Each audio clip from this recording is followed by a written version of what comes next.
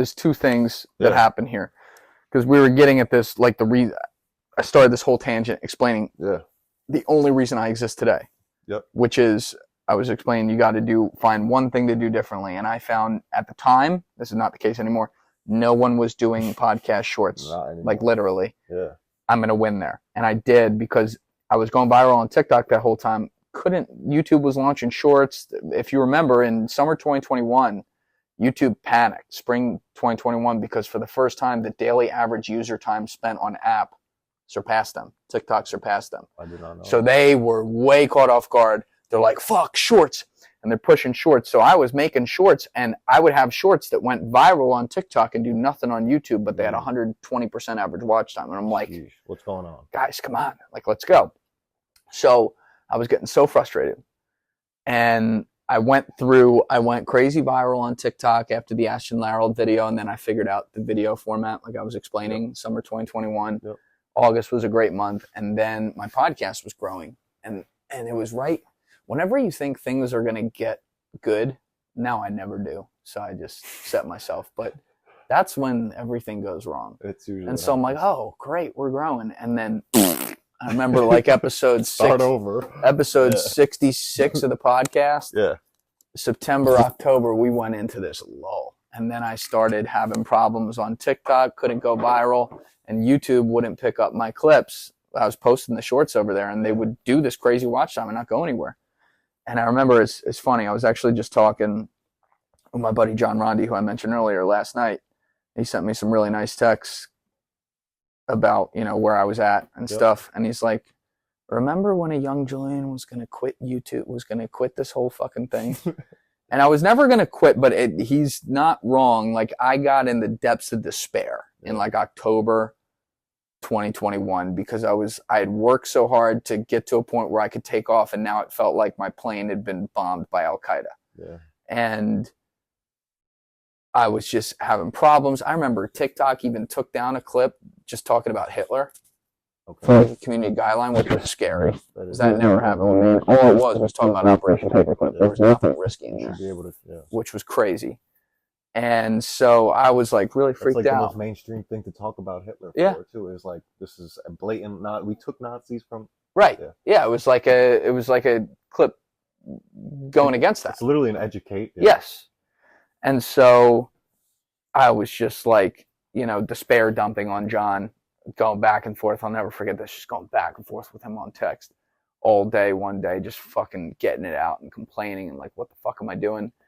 And he was like, dude, just fucking, and mind you, he's very viral already at the time, very successful at the time with the Johnny Drinks page and everything that came with that on TikTok and YouTube, the whole bit. Like, dude, just keep making music. And I remember I said to him, John, I'm 260 videos into YouTube, LOL. And he responds, and maybe it'll take 261. Wow. And I still have that text because it wasn't video 261, but it was legit like 264 or 265. Suddenly, the YouTube algorithm tested one of my shorts. Wow. And I watched it go like this. Sheesh. And just, it was a little Dirk short. Yeah. And I went, whoa. And then they started going to all the shorts I had posted that had that watch time that weren't getting viewed, and they started tossing them into the algorithm. Hello there. I'm sorry to interrupt this lovely, beautiful podcast, but a quick reminder to like, follow, and subscribe. You can get the full video versions on YouTube and Spotify. You can get the social media on X, TikTok, Instagram. If you like what we're doing, share this with a friend. If not, who cares about you? Now let's get back into the show. I started doing that.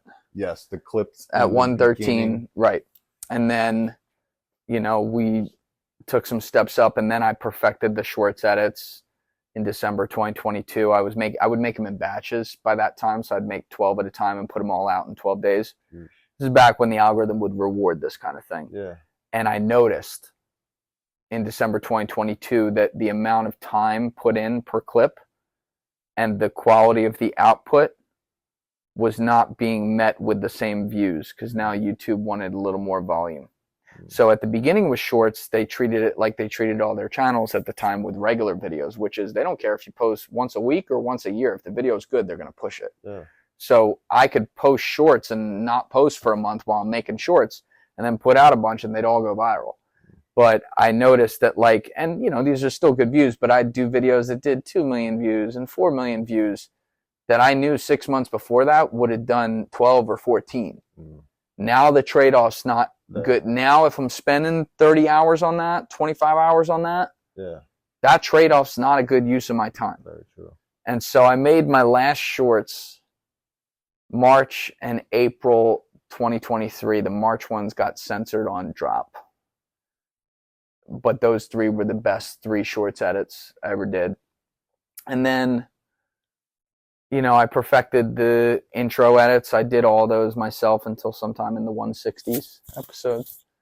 And then we slowly handed things off because we started increasing volume of output. And like, as you build a show, all kinds of micro tasks suddenly become new tasks behind the scenes. Yes. Bullshit. Stuff that's not fun. And that's just how it is. And so, you know, having a guy like Alessi behind the scenes to tell me like, bro, this isn't paying off anymore. You need to do this, not that. In episodes in the 60s, I noticed that you put you had like a green Spotify. Do I need to pull it up? I don't think I need to pull it up. Oh, what made you go from, I get the original ones, you didn't really have a format. The original ones were when I didn't care about YouTube at all. It was just, we were just posting on YouTube as well. Never thought about it. I'm like, here's just a screenshot of the studio, the name of the podcast, the number. And then I was like, okay, we need to care about YouTube now. I think I like modeled, I was like, let me just start. I'll do 20 episodes just to get used to editing on Adobe Photoshop because I'd never done that before. And I'll do something that's like the basic model of like color background, face, name a podcast. And that's all. There was no thought more than that. They weren't good, but they were better than what I first had. And then the thumbnail iterations have gone through about 8 generations at this point. When you ask me what's a Julian Dorey thumbnail, I think black background, white lines, red and white font, white lines. Picture of the person. Yeah. Quotes. Yeah. I think it's in a good spot. It's in a beautiful. Some have crazy designs in the middle with quotes and like guns pointing out the top. If you know which one I'm referencing. It's oh, like that's CIA on a different channel. It's on the main. That's on. If it's on my main, then it's an old one. Yes, it's an old one. It is an old one. Yeah. So I changed over at episode 237. Okay. To 239, I changed this new format, and at the time I went back and very quickly reformatted like one of those, like a yeah. No, listen. It worked. It worked at the time. These made me want to kill myself because they were so cringy. But like I was focused. They weren't uniform, and I was focused on clicks, which was based on primary color, symmetry, and decision making text. But I hated making faces that looked like I was taking a fucking cum shot to the dome. Yeah. But that's what we did, I think they look really nice. But Thanks. Julian is known for how'd you come up with just black background? I was really trying to find out, I needed a uniform cadence. Yeah. When you're on YouTube and you binge and you look at your next up on the right side, or if you're on your phone scrolling down, like Joe Rogan doesn't have to try it all because he's Joe Rogan. Yep. Right?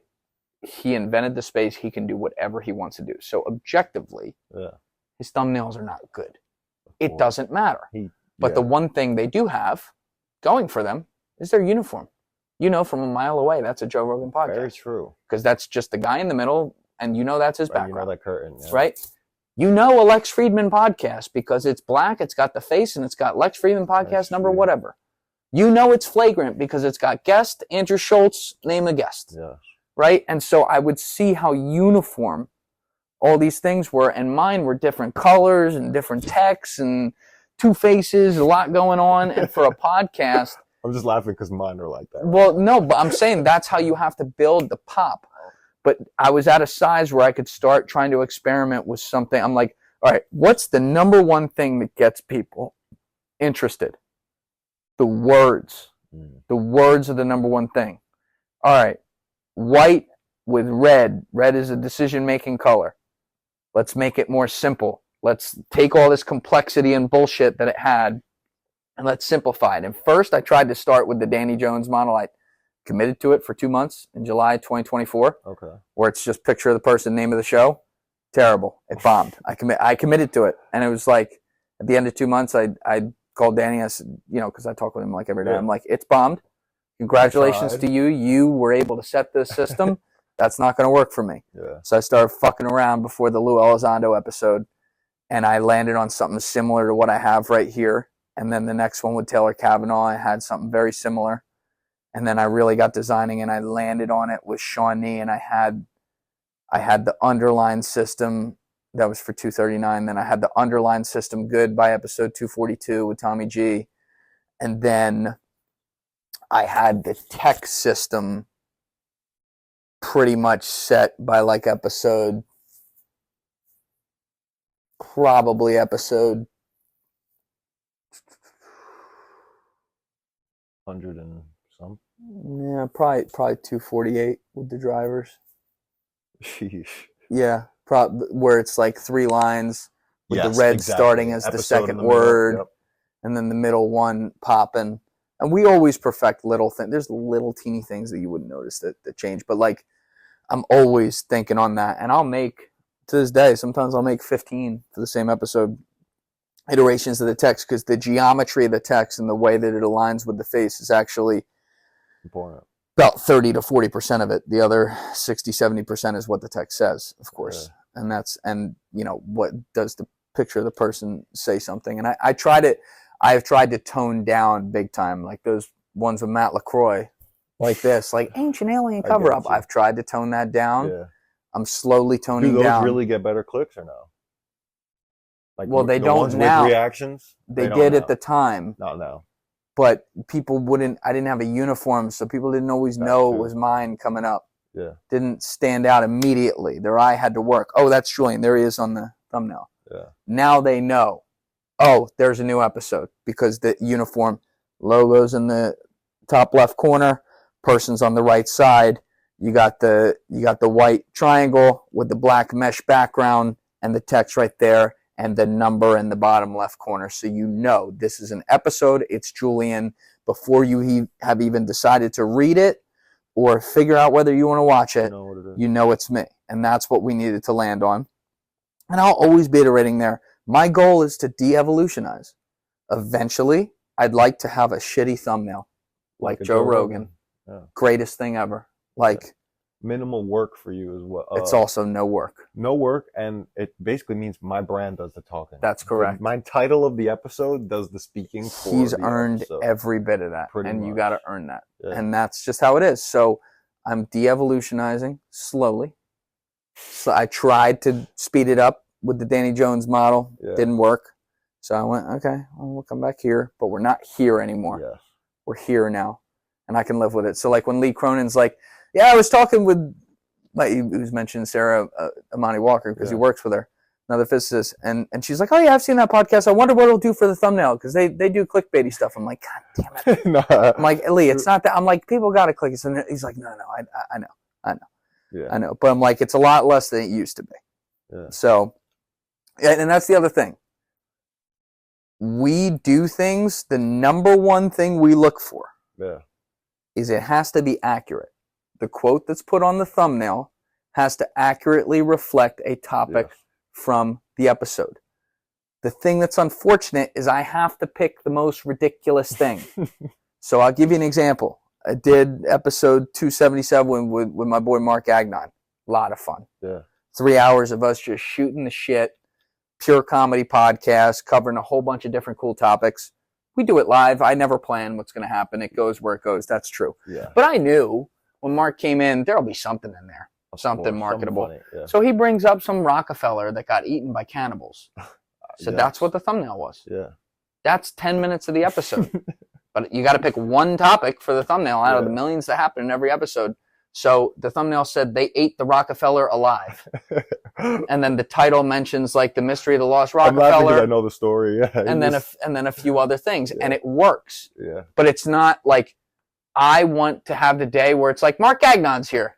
And that's it. And people are going to click. Yeah. If I had done that, instead of 100,000 views, it'd have 15,000 views. Yes.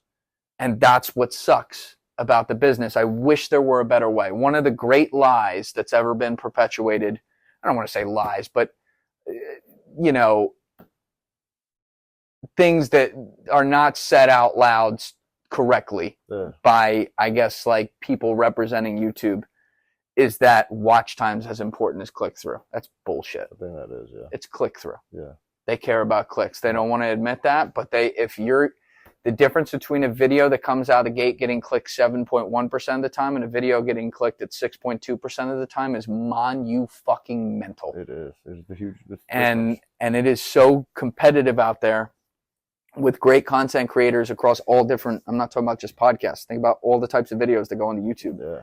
You are competing on those clicks. And so I've always tried to slowly do it at the least amount of aggression as I can, but recognizing the fact that I'm not Joe Rogan at all, haven't earned that right. Yeah. I'm not Lex Friedman at all, haven't earned that right, can't do boring thumbnails. Fucking Stephen Bartlett, though, who's the second biggest podcast in the world by a lot. Does simple. Okay? Yeah. But he does thumbnails that are decision-making thumbnails like mine.